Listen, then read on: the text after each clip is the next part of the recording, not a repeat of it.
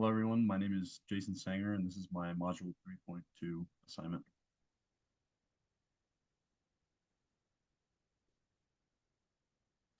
So here we have some sun positions on my building. I had looked at the winter solstice and the summer solstice at 9 a.m., 12 p.m., and 3 p.m. to look at how the angle of the sun at the different times of day affects the building.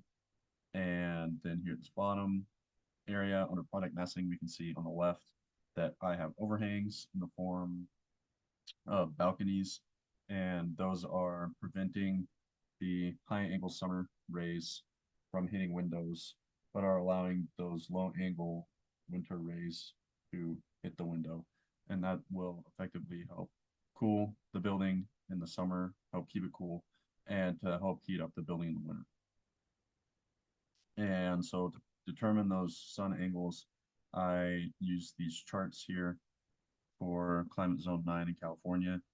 And as you can see on the left, we have from June to December, and then on the right, we have from December back to June. And we can see the angle of the altitude of it on the right axis from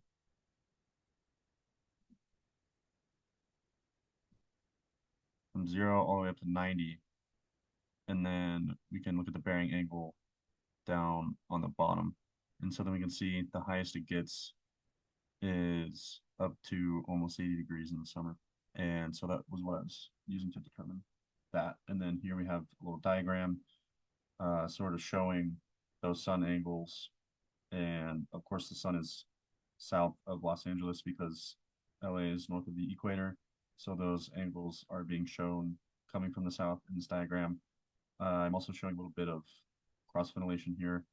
So I really kept cross ventilation in mind throughout the design process of this building, and I wasn't able to find a good section that would allow me to show air moving straight through it, but the air is able to do its thing and really move through the building well.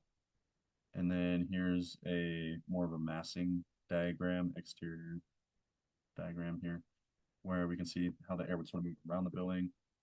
And then here we have a structural plan overlaid with a typical floor plan of the upper floors, the second through fifth floors.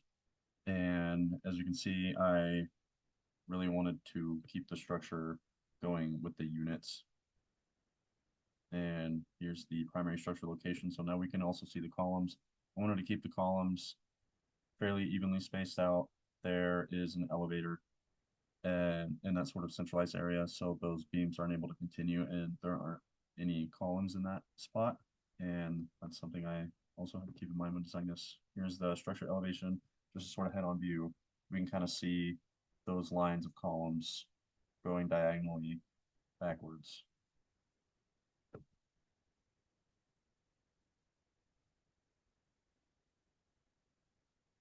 And here's my systems distribution plan diagram.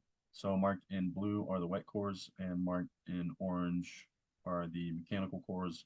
So in blue is where all of the plumbing goes, and I did my best to keep the bathrooms and the kitchens and the washer and dryer as close together as possible to make construction easy and to just keep it all together.